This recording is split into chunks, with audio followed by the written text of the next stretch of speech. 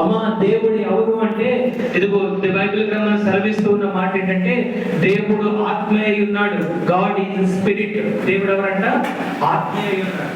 అలాగే ఇప్పుడు మోషే అడుగుతాడు, అయ్యా నువ్వు నన్ను పంపిస్తూ ఉన్నావు, ఐగుప్తు దేశానికి వెళ్ళమంటున్నావు, నీతో మాట్లాడిన దేవుడి పేరు ఏంటి అని అడిగినప్పుడు, మోషే నువ్వు వాళ్ళకి చెప్పవలసిన మాట ఏంటి తెలుసా?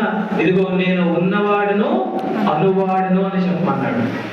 ఇలా దేవుని గురించి బైబిల్ గ్రంథం రకరకాలుగా ప్రస్తావిస్తుంది. ఆయన అంటాడు, నేనే మార్గము సత్యమును జీవమును అంటాడు. పరలోకము నుండి దిగి వచ్చిన జీవాహారము నేనే అంటాడు. ఇదిగో నేను లోకమునకు వెలుగై ఉన్నాను అంటాడు. రకరకాలుగా దేవుని గురించి పరిశుద్ధ గ్రంథం సెలవిస్తూ ఉంది. ఇంకొక చోట ఉంటుంది, యెషయా గ్రంథంలో ఉంటుంది ఈ మాట. ఏమని తెలుసా? ఆయనకున్న పేరులో ఒక పేరు ఆశ్చర్యకరుడు, ఆలోచనకర్త, నీతిరగు తండ్రి, బలవంతుడైన దేవుడు, సమాధానాధిపతి. ఆయనకి రకరకాలైన పేర్లు ఉన్నాయి. అల్ప ఉమేగయు నేనే. ఇదిగో ఆయనకున్న పేరులో పునరుద్ధారుడని రకరకాలుగా మనం పిలుచుకుంటూ ఉంటాం. ఈరోజు దేవుడు ఎవరో, ఆయన తన గురించి తాను ఏం చెప్పుకుంటున్నాడో ఒక మాటను ధ్యానించుకుని వెళ్దాం. రండి లేవి కాండంలోనికి వెళ్దాము. లేవి కాండంలో చూడండి, లేవి కాండము 11వ అధ్యాయము 44వ వచనం. దేవుడు తన గురించి తాను ఏం చెప్పుకుంటున్నాడు? నేను లేవి కాండము 11వ అధ్యాయము 44వ వచనం. నేను నీ దేవుడైన యెహోవాను, నేను పరిశుద్ధులను కనుక మీరును పరిశుద్ధులై ఉండినట్లు మిమ్మును మీరు పరిశుద్ధపరచుకొనుడి. దేని వలనైనను మిమ్మల్ని మీరు అపవిత్రపరుచుకొనకూడదు. నేను మీకు దేవుడనై ఉండుటకు ఐగుప్తు దేశములో నుండి మిమ్మల్ని రప్పించిన యెహోవాను. అలాగే పేతురు రాసిన మొదటి పత్రిక 1వ అధ్యాయము 14వ వచనం. దేవుడు ఎవరో, ఆయన తన గురించి తాను ఏమని ప్రత్యక్షపరుచుకున్నాడో చూద్దాం. పేతురు రాసిన మొదటి పత్రిక 1వ అధ్యాయము 14వ వచనం. నేను పరిశుద్ధుడనై ఉన్నాను గనుక మీరును పరిశుద్ధులై ఉండుడని వ్రాయబడి ఉన్నది. కాగా మీరు విధేయులకు పిల్లలై మీ పూర్వపు అజ్ఞాన దశలో మీకుండిన ఆశలను అనుసరించి ప్రవర్తింపక మిమ్మును పిలిచిన వాడు పరిశుద్ధుడై ఉన్న ప్రకారము మీరును సమస్త ప్రవర్తన యందు పరిశుద్ధులై ఉండుడి. చాలు ప్రియులారా, దేవుడు తనను తాను ప్రత్యక్షపరుచుకున్న విధానం ఏంటంటే, నేను పరిశుద్ధుడను. మన దేవునికి ఉన్న ప్రత్యేకత ఏంటో చెప్పనా? ఆయన పరిశుద్ధుడైన దేవుడు. లోకములో చాలా మంది దేవుళ్ళుగా పిలువబడుతున్న వాళ్ళు ఉన్నారు. లోకములో చాలా మంది దేవతలుగా ఆరాధించబడుతున్న వాళ్ళు, కొలవబడుతున్న వాళ్ళు ఉన్నారు. కానీ ఏ దేవునికి దేవతకు లేని ప్రత్యేకత ఇదిగో నువ్వు ఆరాధిస్తున్న దేవునికి మాత్రమే ఉన్నదంటే చెప్పనా? ఆయన పరిశుద్ధుడు. హల్లెలూయా! నీ దేవుడు పరిశుద్ధుడై ఉన్నాడు. యెషయా గ్రంథంలో భక్తుడు అంటాడు, అయ్యా నేను ఒక దర్శనాన్ని చూశాను. ఆ దర్శనంలో దేవుడు నాకు కనబడుతూ ఉన్నాడు. కెరూబులు ఉన్నాయి, సెరాపులు ఉన్నాయి. ఆ దూతలన్నీ కూడా 6 రెక్కలతో ఉన్నాయి. 2 రెక్కలతో తమ ముఖమును, 2తో తమ దేహమును కప్పుకొని అవి 2తో ఎగురుచు అవి ఒక పాట పాడుతూ ఉన్నాయి. పాడుతున్న పాటని తెలుసా? ఇదిగో దేవుడైన యెహోవా పరిశుద్ధుడు, పరిశుద్ధుడు, పరిశుద్ధుడు అని గాన ప్రతిగానములు చేయబడుతున్నాయంట. ఈ రోజు నువ్వు ఇక్కడికి వచ్చి ఆరాధిస్తున్న దేవునికి ఉన్న ప్రత్యేకత ఏంటంటే, ఆయన పరిశుద్ధుడు. యేసు ప్రభువారి చూపు పరిశుద్ధమైనది, యేసు ప్రభువారి పుట్టుక పరిశుద్ధమైనది, యేసు ప్రభువారి మాట తీరు పరిశుద్ధమైనది. ఆయన భూమి మీద 33.5 సంవత్సరాలు బ్రతికి ఆయన గురించి తెలిసిన వారందరికీ ఆయన విసిరిన గొప్ప సవాల్ ఏంటంటే, ఇదిగో నాలో పాపం ఉన్నదని మీలో ఎవడు స్థాపించగలడు? ఎంతో మంది ప్రయత్నాలు చేశారంటే ఇప్పటి వరకు యేసు ప్రభు వారిలో ఇంత కూడా అపవిత్రమైన ఏది కూడా చూపించలేకపోయారు. ఈ దేవుడు తనను గురించి తాను ప్రత్యక్షపరుచుకుంటున్న విషయం ఏంటంటే, నేను పరిశుద్ధుడను. కాబట్టి మీరు కూడా ఎలా ఉండాలంట? సమస్త ప్రవర్తన యందు పరిశుద్ధులై ఉండాలి. ఈరోజు ఇక్కడికి వచ్చి వాక్యము వింటున్న నీతో దేవుడు అంటున్నాడు, నువ్వు పరిశుద్ధంగా ఉండాలి. ప్రభువా, ఎందుకు నేను పరిశుద్ధంగా ఉండాలి? ఎందుకంటే నేను పరిశుద్ధుడను. నేను పరిశుద్ధుడనై ఉన్న ప్రకారము నా పిల్లలుగా పిలువబడుతున్న మీరు, యేసు ప్రభుని నమ్ముకున్నానని చెప్పుకుంటున్న నీవు, పరిశుద్ధ గ్రంథాన్ని ఇదిగో పట్టుకొని తిరుగుతున్న నీవు, దేవుని ఆలయానికి వస్తున్న నీవు, నీలో దేవునికి కావలసిన ఒక గొప్ప లక్షణం ఏంటి తెలుసా? నేను పరిశుద్ధుడై ఉన్న ప్రకారము మీరు కూడా సమస్త ప్రవర్తన యందు పరిశుద్ధులై ఉండండి. పరిశుద్ధులై ఉండండి. ఇప్పుడు చెప్పు, నీ చూపు పరిశుద్ధంగా ఉందా? నీ చూపు, నీ నోటి మాటలు పరిశుద్ధంగా ఉన్నాయా? నీ ఆలోచనలు పరిశుద్ధంగా ఉన్నాయా? నీ గురించి తెలిసిన వాళ్ళు యేసు ప్రభు వారి దగ్గరకు రాకముందు ఈమె వేరు, ఇతను వేరు. యేసు ప్రభు వారి దగ్గరకు వచ్చిన తర్వాత ఈమె మాట తీరు వేరు, ఈమె చూపులు వేరు, ఈయన ప్రవర్తన వేరు, ఇతనిలో మార్పు వచ్చిందని నీ గురించి తెలిసిన వాళ్ళు ఎవరైనా సాక్ష్యం ఇవ్వగలరు. ఈరోజు క్రైస్తవ సమాజంలో దేవాది దేవుడు ఆశిస్తున్న ఒక ప్రాముఖ్యమైన లక్ష్యం ఏంటంటే, ఇదిగో మీరు పరిశుద్ధులు అవ్వాలి. ఎందుకు ప్రభువా? నేను పరిశుద్ధుడినై ఉన్నాను. యేసు ప్రభువుని ఎంత పరిశుద్ధుడో చెప్పండి. యేసు ప్రభు వారి దగ్గరికి శాస్త్రులు పరిసయ్యులు వచ్చారట. పాపములో పట్టబడిన స్త్రీ వ్యభిచారం చేస్తుండగా పట్టుకొని ఆమెను యేసు ప్రభు వారి దగ్గర తీసుకొచ్చి ఆమెను అక్కడ పడేసి, బోధకుడా, ఇదిగో ధర్మశాస్త్రం చెబుతుంది, మోషే ధర్మశాస్త్ర ప్రకారము ఎవరైనా వ్యభిచారం చేస్తే వాళ్ళను రాళ్ళతో కొట్టి చంపమంటుంది, అయినను సరే నువ్వు ఏం చెబుతావు అని అందరూ ప్రశ్నల మీద ప్రశ్నలు వేస్తూ ఉంటే, యేసు ప్రభు వారి నేల మీద ఏదో రాస్తూ ఆయన ఇలా అన్నాడట, మీలో పాపము లేని వాడు మొదట ఆ మీద రాయి వేయండి అన్నాడు. పిల్లరా, వాళ్ళు అక్కడ రాయి వేయాలని వచ్చిన వాళ్ళందరూ కూడా యేసు ప్రభు వారు ఏం చెబుతాడో, ఒకవేళ మా గురించి రాస్తున్నాడేమో అని వాళ్ళందరూ, వచ్చిన పిల్లల నుంచి పెద్దవాళ్ళు వాళ్ళందరూ భయపడి వెళ్ళిపోయారట. ఇప్పుడు వ్యభిచారంలో పట్టబడిన స్త్రీని దేవుడు పిలిచిన మాట అంటే చెప్పనా? అమ్మా, నీకెవ్వరు శిక్ష విధించలేదా అన్నాడంట. చూడండి, బహుశా నేను అనుకుంటాను, ఆమెకి ఒకవేళ పిల్లలుంటే ఆ పిల్లలు కూడా ఆమె అమ్మాని పిలవరు. ఆమెకి ఒకవేళ రక్త సంబంధికులు ఉంటే వాళ్ళెవరు కూడా అమ్మ అని పిలవరు. మన గురించి సరిగ్గా తెలిసిన ఎవరు మనల్ని ప్రేమించరు, కానీ మన గురించి అన్ని తెలిసిన దేవుడు వ్యభిచారంలో పట్టబడిన స్త్రీని ఆయన పిలుస్తున్న మాట అంటే తెలుసా? అమ్మా, నీకెవరు శిక్ష విధించలేదా? యేసు ప్రభు వారి పిలుపు ఎంత పరిశుద్ధమైందండి. యేసు ప్రభు వారి చూపులు ఎంత పరిశుద్ధంగా ఉన్నాయి. వ్యభిచారపు స్త్రీని లోకం ఎలా చూచింది? వ్యభిచారపు స్త్రీని లోకం ఎలా మాట్లాడింది? వ్యభిచారపు స్త్రీతో లోకం ఎలా ప్రవర్తించింది? కానీ వ్యభిచారంలో పట్టబడిన స్త్రీని యేసు ప్రభువారు ఎలా చూస్తున్నాడు? ఆయన చూపులు పరిశుద్ధమైనవి, ఆయన మాటలు పరిశుద్ధమైనది, ఆయన పుట్టుక పరిశుద్ధమైనది, యేసు ప్రభువారి జీవితం అంతా కూడా పరిశుద్ధమైనది. ఇప్పుడు ఆయన కోరుకుంటున్నాడు, నేను పరిశుద్ధునై ఉన్న ప్రకారము ఇదిగో మీరు అందరూ కూడా ఎలా ఉండాలి? పరిశుద్ధులుగా ఉండాలి, పరిశుద్ధులుగా ఉండాలి, పరిశుద్ధులుగా ఉండాలి. ఈరోజు వాక్యం వింటున్న యవనస్తులు చాలా మంది ఇక్కడ ఉన్నారు. నీ చూపులు పరిశుద్ధంగా ఉన్నాయా? ఒక స్త్రీని నువ్వు ఎలా చూస్తున్నావు? వ్యభిచారము చేయవద్దని చెప్పబడిన మాట మీరు విన్నారు కదా. నేను మీతో చెప్పుదనేమనగా, ఒక స్త్రీని మోహపు చూపుతో చూచు ప్రతి వాడు ఆ క్షణమందే తన హృదయంలో ఏం చేస్తున్నాడు? వ్యభిచారం చేస్తున్నాడు. ఈ రోజుల్లో యవనస్తులు చూపులు వ్యభిచారపు చూపులు అయిపోయాయి. వారు పిలిచే పిలుపు ఒకటి, వారి హృదయంలో కలుగుతున్న ఆశలు వేరొకటి. సెల్ ఫోన్ వచ్చిన తర్వాత యవనస్తులు చూపులు అపవిత్రమైపోయినాయండి. చాటింగ్ అపవిత్రమైపోయిందండి. నోరు తెరిస్తే డబుల్ మీనింగ్ డైలాగులు, నోరు తెరిస్తే భయంకరమైన బూతులు, పోకిరి మాటలు, సరసత్తులు.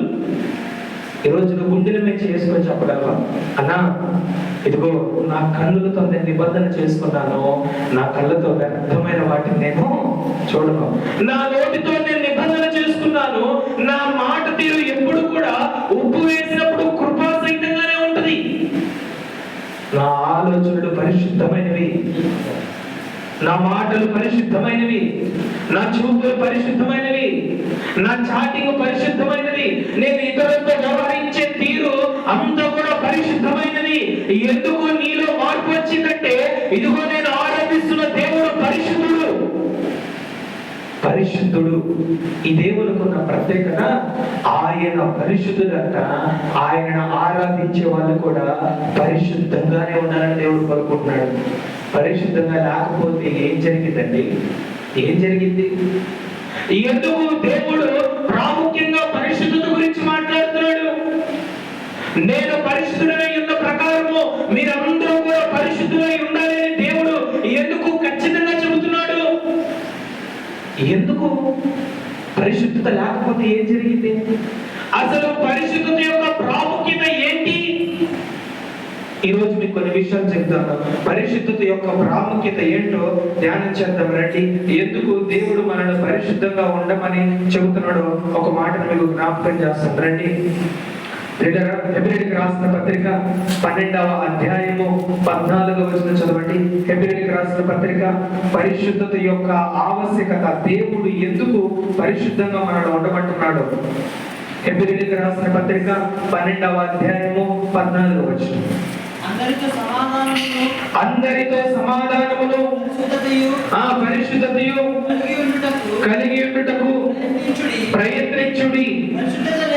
ఈ మాటను జాగ్రత్తగా అండర్లైన్ చేసుకోండి.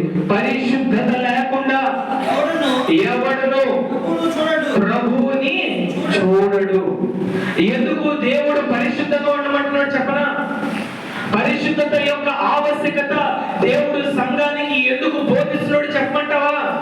దేవుడు అంటున్న మాట ఏంటంటే, ఇదిగో పరిశుద్ధత లేకుండా ఎవడును ప్రభువుని చూడలేడు. నువ్వు ఎంత బాగా పాటలు పాడే వ్యక్తివైనా, నువ్వు ఎంత చక్కగా పరిచయం చేసే వ్యక్తివైనా, నేను ఎంత చక్కగా ప్రసంగాలు చేసే వ్యక్తినైనా, ఎంత మంచిగా వాయిద్యాలు వాయించే వ్యక్తినైనా, ఎంత చక్కగా కానికిచ్చే వ్యక్తినైనా, ఎక్కడ ప్రార్థన అంటే అక్కడ ముందుగా మందిరానికి మీటింగ్లకు వెళ్ళే వ్యక్తివైనా ఒక విషయాన్ని గుర్తుపెట్టుకో, పరిశుద్ధత లేకుండా ఎవడను ప్రభువుని చూడలేడు. హల్లెలూయా. యేసు ప్రభువు చెబుతున్న మాట ఏంటంటే, హృదయ శుద్ధి గలవారు ధన్యులు, వారు దేవుణ్ణి చూస్తారు. వెళ్ళారా? ఇన్ని పాటలు పాడి, ఇన్ని ఉపవాస ప్రార్థనలకు వచ్చి, ఇన్ని ఆన్లైన్ ప్రేయర్స్ చేసి, ఎక్కడ మీటింగ్ అంటే అక్కడ నువ్వే ముందుండి, ఎన్నో ప్రసంగాలు చేసి, ఎంతో కానుకించి, దేవుని మందిరాన్ని ఊడ్చి చాపలేసి చక్కగా పరిచయం చేస్తున్న నువ్వంట పరిశుద్ధత లేకుండా, పరిశుద్ధంగా బ్రతకుండా, నీ చూపులు పరిశుద్ధపరచకుండా, నీ ఆలోచనలు పరిశుద్ధపరచకుండా, నీ మాటలు పరిశుద్ధపరచకుండా, పరిశుద్ధులకు తగినట్టుగా నువ్వు బ్రతకకపోతే యేసు ప్రభు వారిని చూడలేవంట. యేసు ప్రభు వారిని చూడలేవంట. దేవుణ్ణి చూడకుండా, దేవుణ్ణి కలుసుకోకుండా ఎందుకోసం అండి ఈ పాటలు? నీ జీవితంలో పరిశుద్ధత లేదు, నీ బ్రతుకుల్లో పరిశుద్ధత లేదు. ఆదివారం పరిశుద్ధంగా ఉంటే సోమవారం నుండి శనివారం వరకు విచ్చలవిడిగా బ్రతుకుతావు. నీ నోరు కంట్రోల్ ఉండదు, నీ చూపులు కంట్రోల్ ఉండవు, నీ ఆలోచనలు కంట్రోల్ గా ఉండవు. ఆదివారం పరిశుద్ధంగా ఉంటే నీవు మిగతా రోజుల్లో భయంకరంగా బ్రతుకుతున్నావే, మరి ప్రభువుని ఎలా ఎదుర్కొంటావు? ఎలా ఎదుర్కొంటావు? అసలు ఎందుకు వచ్చావు ఆదివారం ఈ రోజు మందిరానికి? ఎందుకు వచ్చావు? ఆయన చూడాలనే కదా, ఆయనతో కలిసి ఉండాలనే కదా, ఆయన ఎక్కడైతే ఉంటున్నాడో ఆ స్థానంలో మనం ఉండాలనే కదా. మరి ఆయన్నే చూడకపోతే, ఆయన్నే కలుసుకోలేకపోతే ఇంకెందుకండి? ఇంకెందుకు?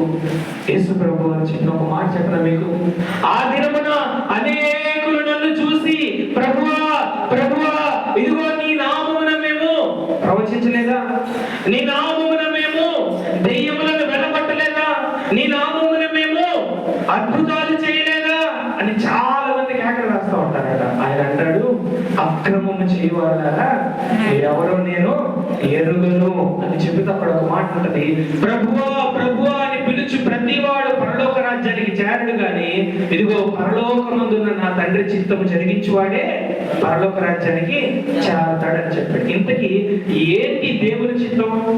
ఏంటి దేవుని చిత్తం ఎప్పుడైనా తెలుసుకున్నావా? రండి మీకు జ్ఞాపకం చేస్తాను. దశలోనికి రాసిన మొదటి పత్రిక ఏంటి దేవుని చిత్తమో అక్కడ ప్రభు రాయించిన ఒక చక్కని మాట ఉంది. ప్రభువా ప్రభువా అని పిలుచు ప్రతివాడు పరలోక రాజ్యానికి చేరడు గాని పరలోకమందున్న తండ్రి చిత్తము చేసేవాడే పరలోక రాజ్యానికి చేరతాడు. మరి దేవుని చిత్తం ఏంటి? ఒక మాట మనం జ్ఞాపకం చేసుకున్నాం. దశలోనికి రాసిన మొదటి పత్రిక 4వ అధ్యాయము 3వ వచనం, మీరు పరిశుద్ధులగుటయే అనగా మీరు జారత్వమునకు దూరముగా ఉండటయే దేవుని చిత్తము. చాలు. ఏంటంటే దేవుని చిత్తం? మీరు పరిశుద్ధులగుటయే దేవుని చిత్తం, దేవుని చిత్తం, దేవుని చిత్తం. ఈరోజు వాక్యం వింటున్న నీవు పరిశుద్ధత లేకపోతే ప్రభువుని చూడలేవు, చూడలేవు, చూడలేవు.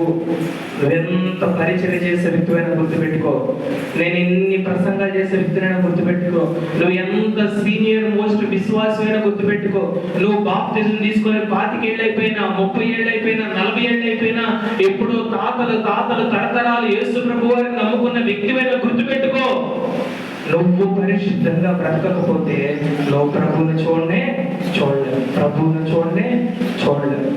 ఇలా ప్రభువును చూడలేనప్పుడు ఎందుకు ఈ ప్రయాస? దేవుడు అంటున్నాడు, ఈ 2026 సంవత్సరం ప్రారంభంలో నేను నువ్వు పరిశుద్ధపరచుకోవాలి. ఈ 2026 సంవత్సరం ప్రారంభంలో నీకు దేవునికి మధ్య వ్యతిరేకంగా ఉన్నవి ఏమైనా సరే వాటన్నిటిని తీసేసుకోవాలి. నువ్వు పరిశుద్ధంగా బ్రతకకుండా ఈ సెల్ ఫోన్ నిన్ను అభ్యంతరపరిస్తే దీన్ని తీసేయి. యేసు ప్రభువు ఎంత ఖచ్చితంగా చెప్పాడు చెప్పనా? ఆయన అంటాడు, ఇదిగో ఒకవేళ నీ కన్ను నిన్ను అభ్యంతరపరిస్తే దాన్ని ఏం చేయాలంట? తీసేయి అంటాడు. నీ చెయ్యి నిన్ను అభ్యంతరపరిస్తే దాన్ని తీసేయి అంటాడు.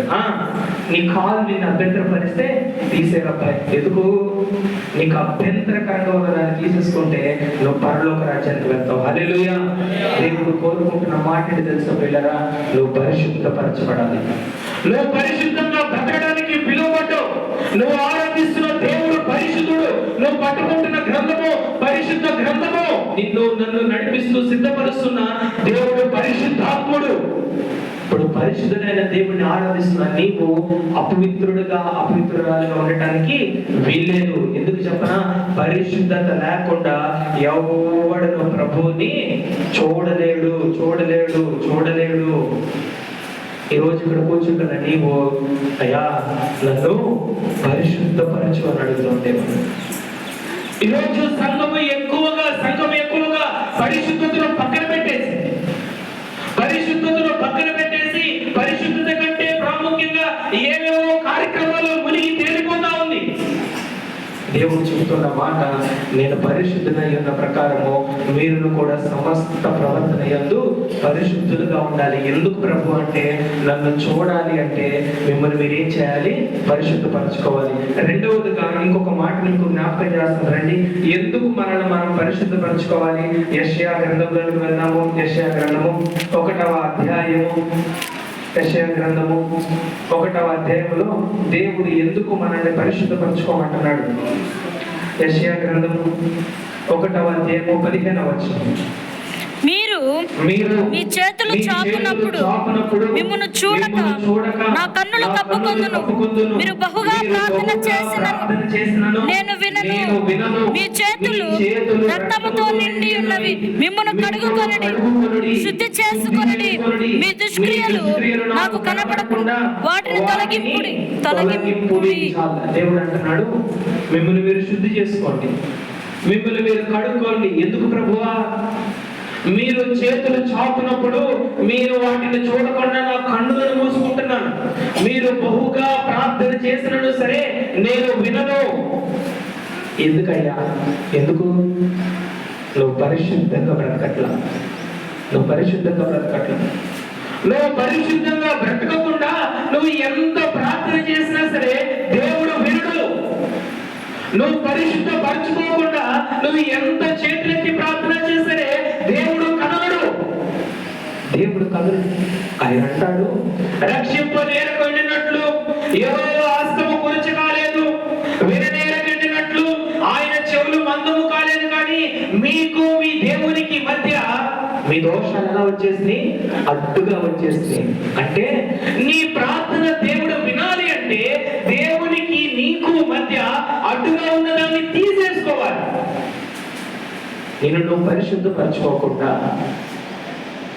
దేవుని సన్నిధికి వచ్చిన నిన్ను నీవు కడుక్కోకుండా, నీ పాపాలు ఒప్పుకోకుండా, నీ బలహీనతను ఒప్పుకోకుండా, నువ్వు విడిచిపెట్టవలసిన అలవాటుల్ని, నువ్వు విడిచిపెట్టవలసిన సంబంధాలని, నువ్వు విడిచిపెట్టవలసిన బలహీనతని విడిచిపెట్టకుండా నువ్వు ఎంత ప్రార్థన చేసినా సరే, దేవుడు అంటే ఒక్కటే మాట్లాడి చెప్పనా, నువ్వు ఎంత ప్రార్థన చేసినా సరే నేను వినను అబ్బాయి, మరి ఏం చేయాలి ప్రభువా? ఇదిగో మీరేం చేయాలి తెలుసా, మిమ్మల్ని మీరు కడుగుకోండి, మిమ్మల్ని మీరు శుద్ధీకరించుకోండి. అనగా దేవుడు మన ప్రార్థన వినాలి అంటే ఖచ్చితంగా మనం చేయవలసిన ప్రాముఖ్యమైన పని ఏంటంటే దేవునికి మనకి మధ్య ఉన్న అపవిత్రమైన వాటిని పరిశుద్ధపరచుకోవాలి. చాలా మంది అయ్యా నేను ప్రార్థన చేస్తాను, దేవుడు సమాధానం ఇవ్వట్లేదు. ఒకవేళ నువ్వు ప్రార్థన చేస్తూ ఉన్నా సరే దేవుడు సమాధానం ఇవ్వకపోవడం గల కారణము నీ అపవిత్రమైన జీవితమేమో.